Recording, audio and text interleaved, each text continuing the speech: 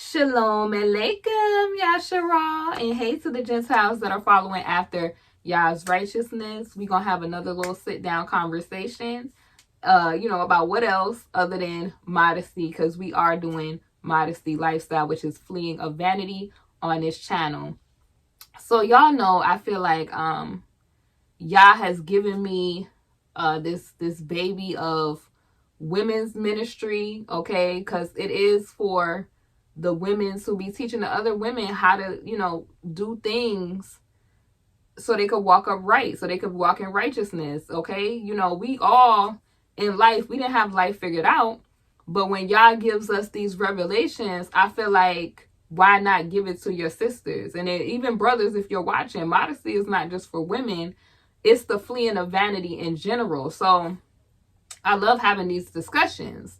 Now, speaking of brothers, I was having a conversation, and some of the brothers had mentioned that they want to, talk to some women, but, obviously if the brothers are in truth, when they see certain women present a certain way, it kind of repels them from them. And I was like, wow, it's really kind of what I've been saying. Like, a lot of these beauty additives are repelling things like women wanting to have their husband, it's causing things on women, like a lot of women that I've been seeing on YouTube who wear the hair pieces that are human hair.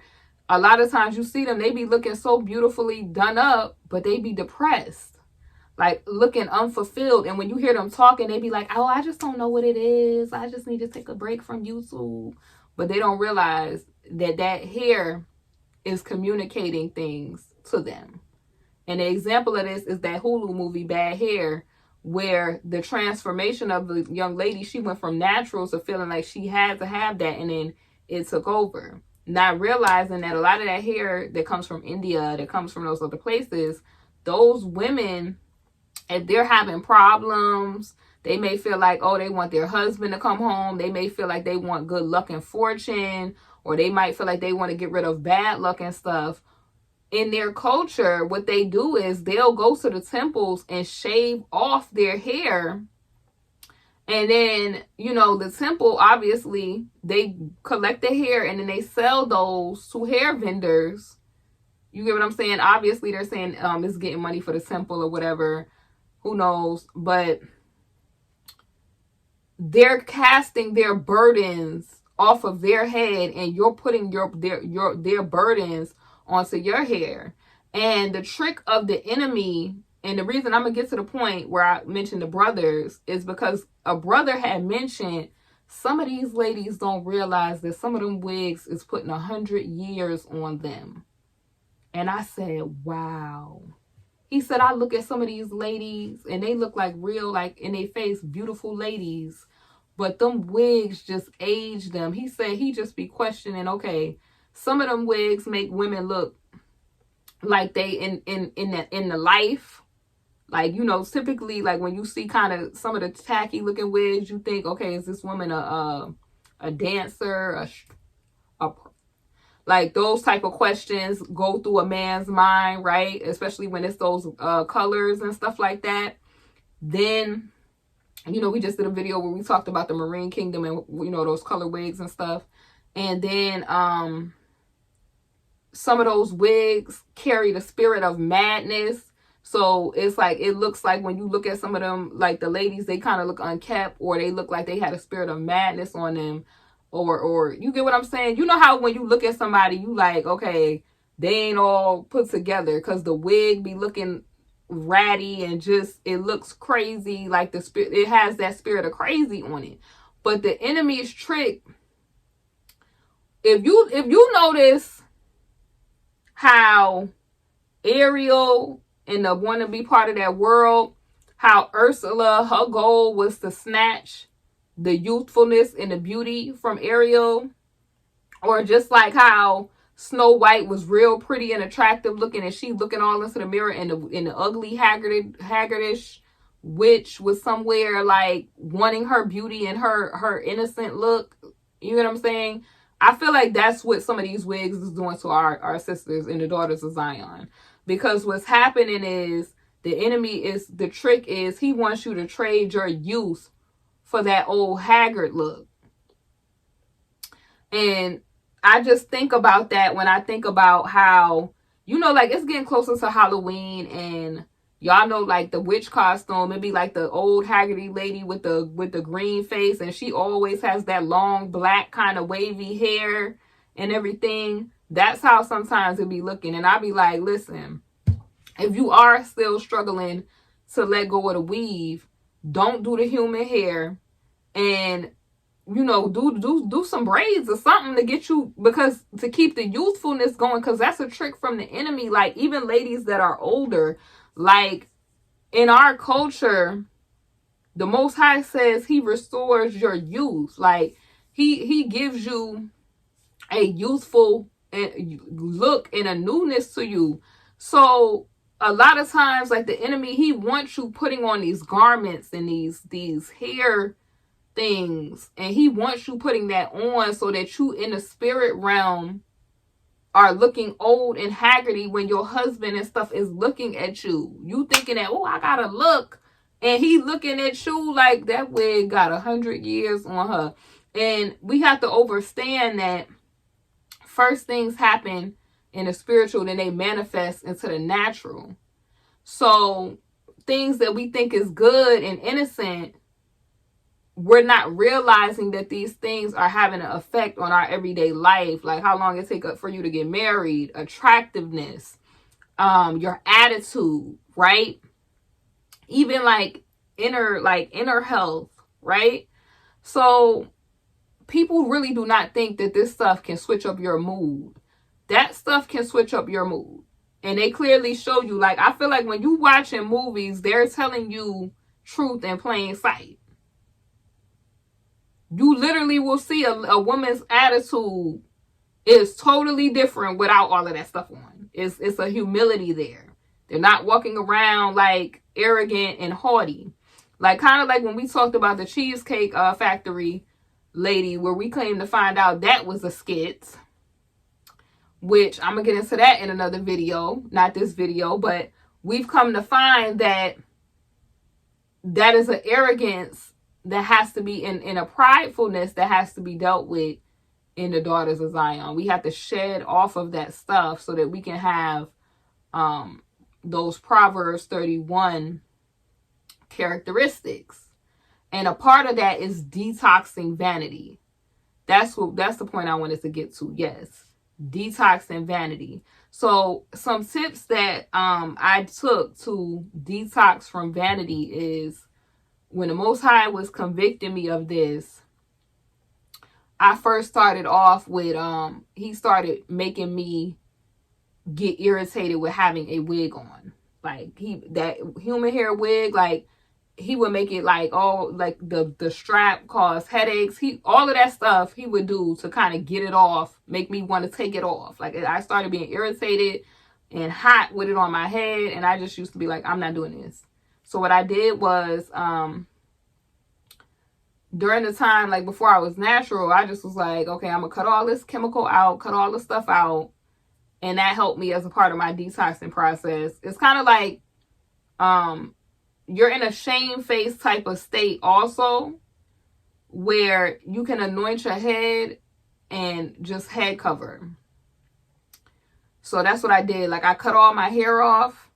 But I believe the Most High permitted me to do that because it was all the chemicals and stuff. Like, they just did what was it? Like some sort of study. And they was like, women are putting on pounds and pounds and pounds of chemicals. So just watch what you're even taking in on your skin and stuff like that. Try to use like natural things, or if you use perfumes, make sure you're using perfumes that don't have names like temptation, seduction, things that they need to have pleasant names, right?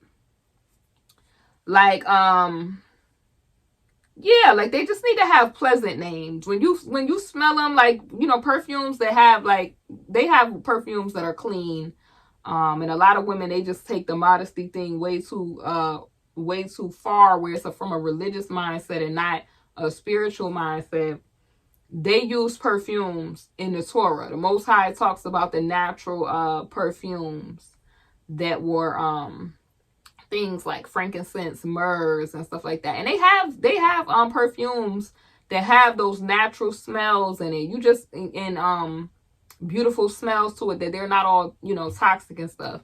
But you have to pay attention to, like I said, the witchcraft, and make sure that you're not because they sometimes people get into, like I said, you'll see like lotions and candles and things that have names like seduction, temptation, or lust, or guilty. Like I remember it was a perfume called what was it, Gucci Guilty. Why are you spraying something on you that is named guilty?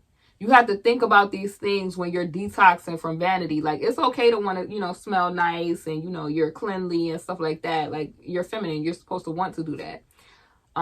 When you're using natural, like, lotions and stuff, you know, natural stuff like shades, and, you know, putting a little essential oil smells like jasmine and all that good stuff to make you know, smell nice. As long as you're not doing it, like I said, to seduce or anything like that. When you start getting into those scents that some of these, you have to pay attention to, because they do be putting crazy stuff in some of that stuff. You have to look at the ingredients. But there are some natural perfume brands. You just have to research them.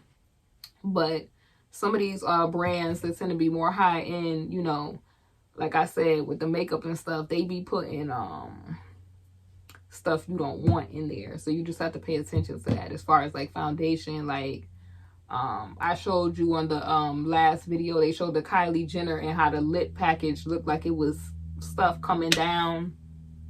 So you just have to pay attention, because they're kind of trying to I'm not talking about her brand, but some of that stuff is kind of letting you know the truth in the plain sight, that they want to evoke a certain type of spirit for you to have. You know what I'm saying? So that's a way to detox, like going through like your cosmetics and stuff like that, and seeing like what is this stuff named? What is this in this lotion? Looking at the stuff inside of the lotion, the ingredients and stuff like that. Just like literally, I told y'all, I cried, y'all, when I saw all my weave in the trash truck driving off. It was an experience, but I feel like y'all saved my life. It's a definitely, I truly believe he saved my life, because those participators that are gonna be, when the Most High comes back, and they're still gonna be in that idolatry and the vanity and stuff like that, it's not gonna be well for them. You don't want to be one of those people. Pay attention to when the Holy Spirit is trying to minister to you. You get what I'm saying? Like when Yah's like, it's time. When he's saying it's time. Prepare and put the oil in your lamp, so that you're not like those ladies that are at the last minute trying to go to the marketplace to buy some. Like, you need to be preparing for, like, this is a part of wife training. Detoxing from vanity to prepare for your husband. You are his bride. Like, when brides go through their Esther experience, you're bathing in oils. You're detoxing yourself. That means keeping your body, like, being abstinent. Keeping your body until you are married. And a lot of ladies don't realize the benefits of keeping your body. Like, you literally will see a glow in your skin, like, because that'll be like the Most High's glory just being shown even through your skin. Like, when you're keeping yourself, because you got to realize, the more pure you are, and when I say purity, I'm not just meaning like, purity is when you're untouched, but it's Yah has you untouched. Because you could be a woman who has never physically been touched by a man, but in the spiritual realm, it is very possible for you to be a WHORE. Okay? So when you think about that, it's a woman, or purity is a person who they have experienced that in the natural. Okay, how do I want to say this? Spiritually, they are reborn. So they are a whole nother untouched, untainted individual that is set apart and is not being touched by the world. Abba Yah, if you notice, he always describes Israel as his bride, his wife, because like if you think about it, he wanted us to be that virgin and untouched by the rest of the world, set apart. Like, oh, the modesty lesson in that. He wanted us to be untainted and untouched. We were to be that example for the other people, to follow after his ways. It's like you follow after what your husband is imparting to you.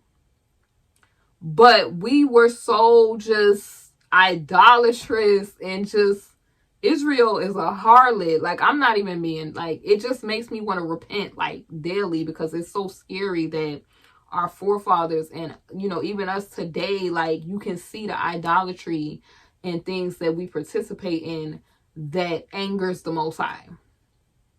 So a part of that detox is keeping those things in mind.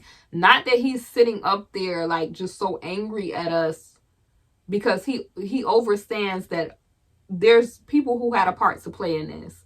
We just have to take ownership for our role in sinning and not keeping his laws and his expectations of us. Like, we fell to the wayside. So it's like when people talk about awakening and stuff like that, I think about the rebirth, preparing for our husband and keeping that light in our lamp, allowing God to, you know, be able to download what he wants in us. And like I said, when you do these things, it causes glory to be on you. And that is your lamp, right? When you think about a menorah, you think about the celestial bodies. So I think about that when going through purification. Like, your body is the temple of the living Yah. So you have to put some respect on that. So when you start thinking about that, you start eating a certain way. You start detoxing yourself. Like, I'm not going to eat this because this opens up the gateway for things like parasites, demons, where they can control your thoughts. I'm not going to put this on my head, this human hair, because I don't want anybody else's burdens cast on me. You know, King Yehoshua came to set the captives free. I'm not trying to add nobody's burden. So if you're a woman and you shedding all of that stuff, and you sitting there and you dealing with your mess, and you allowing the Most High to heal you and to deal with that stuff, like dealing with your stuff, like your traumas, your you know, your things that you think is your personality may not even be your personality. I'm telling you, after you come out of that detox mode and you're in your virginal purification state, because that's what that means. It just means set apart, untainted. Women are wisdom. The Most High, when he took that rib out of Adam, men are supposed to be like the head shepherds. Shepherds carry what? Staffs. The rib was taken out, was woman. That was the wisdom, the staff of wisdom. Boom. When you realize your divine feminine role in the kingdom, you start putting some respect on the temple of Yah. It's not about you, it's about his will. Like, when you're married, you think about the overall plan, right? You think about your divine duty, because love is the last thing that you think about in marriage, in a pure one anyway. It's the last thing that you think about, because love is so fleeting, like the rest of your emotions. Like, you could feel one way. That's why I say the heart is wickedly deceitful. But during that detox phase from vanity, I'm telling you, Abba Yah will have you spending time with yourself. Like, he had me, like, I never really needed like that foundation stuff, but I was just feeling like I was doing all that contour and stuff just to do it, because that was the trends at the time. I was like, I'm not about to keep doing this and being a slave to this, feeling like I gotta take hours to get dressed, and you can't even really be like loving and caring and spending time with your significant other because you're doing this stuff. Man, I tell y'all, it's real. And that's what made me want to talk to y'all about that stuff, because the brothers are seeing it. You know, it's not just women seeing it. But I love when I'm gonna tell you this though. I don't always come to y'all with what the brothers say. I come to y'all with I feel like is beneficial for the women as a whole. You know what I'm saying?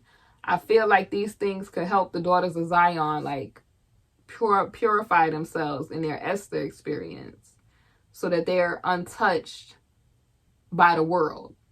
Because that's why Yah is coming back with a vengeance for these people touching his wife. He's coming back, okay? So you got to keep that in mind, like the bigger picture. He wanted you to prepare yourself for your husband. You're going through your purification phase. Men too, like keep yourself. Detox yourself from the things of the world. Like if you finding yourself so lustful because you're logging in men on Instagram and the rest of that stuff, stop looking at that stuff. Start to feed yourself with the word and the things of Yah, because a lot of y'all out here and y'all soul and spirit is hungry. You got to seek Yah while he could be found. Like I was like so hungry. And it's like you hunger after Yah. It's like he allows you to, when you take that first step and you like, oh man. And then, like I said, you'll start to have that glow. And you got to pay attention because other people, they walking in the world, they don't have the menorah. They don't have light. They're in darkness. So they looking at you and they like, I want what you have. And you got to guard it. Most High will send you help. Trust. He'll send you help. But you start getting more powerful. Yah starts to trust you with more when you take these initial steps of detoxification, because you're letting him know, like, when I tell you to do something, you're being obedient to me. You're listening to me. You're realizing, like, you're letting him know, I want you to lead me and guide me. That's what husbands are supposed to do.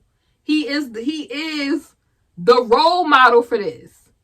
And you letting him take the lead and giving him permission, because we have free will, okay? He's a gentleman. He's not somewhere like I'm gonna force you to do anything. He wants you to willingly come to him. Give up these things and come to him.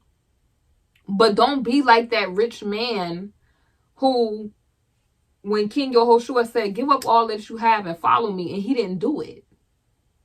And when he made it to the other side, guess what? He was in trouble. It was too late then. So that's my thoughts, y'all. Don't let the enemy rob you of your purity and your innocence and your virginity because you're chasing after the world. Don't let the world turn you into a harlot when you can remain pure and untouched. It's KBC, and you're on my Mocha Modesty channel. I'm out. Shalom.